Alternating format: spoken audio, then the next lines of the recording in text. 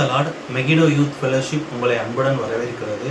இன்னைக்கு பார்க்க போகிற வேத பகுதி ஏசாயா 44வது அதிகாரம் 2வது வசனம். உன்னை உண்டாக்கினவரும் தாயின் கற்பத்தில் உன்னை உருவாக்கினவரும் உனக்கு துணை செய்கிறவருமாகிய கர்த்தர் சொல்கிறதாவது, என் தாசனாகிய யாக்கோபே, நான் தெரிந்து கொண்ட எசரனே, பயப்படாதே. ஸோ நம்ம எல்லாரும் தெரிந்து கொண்ட பாத்திரங்க.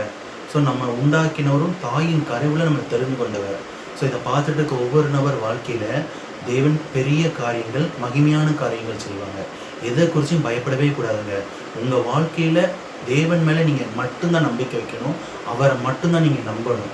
ஏதாவது ஒரு காரியத்தை குறித்து, ஏதாவது தேவைகளை குறித்து, ஏதாவது ஒரு எதிர்பார்ப்பை குறித்து அந்த நம்பிக்கை மனுஷன் மேலே வைக்காதீங்க, தேவன் மேலே மட்டும் வைங்க. அப்படி வைக்கும்போது பயப்படவே கூடாது. தேவன் அந்த காரியத்தை வாய்க்க பண்ணுவார். அவர் சித்தம் இருந்ததுன்னா அந்த காரியத்தை கொடுப்பாரு. அவர் சித்தம் இல்லைன்னா அதை விட பெஸ்ட்டான காரியம் உங்கள் வாழ்க்கையில் நடக்கும். தேவன் மகிமையான காரியத்தை செய்வாங்க. ஜெபம் செய்வோம். சோத்திரம் கர்த்தாவே, சோத்தரிக்கிறப்பா, உண்மை துதிக்கிறப்பா. இதை பார்த்துட்டு இருக்க ஒவ்வொரு நபர் வாழ்க்கையில் உங்களுடைய சித்தம், நோக்கம், திட்டம் வெளிப்படணும். மகிமையான காரியத்தை செய்யுங்கப்பா. உங்கள் வாழ்க்கையில் அவங்களை எடுத்து பயன்படுத்துங்க. ஆசீர்வதிங்கப்பா. இயேசுவின் நாமத்தில் ஜெபிக்கிற நல்ல பிதாவே, ஆமென்.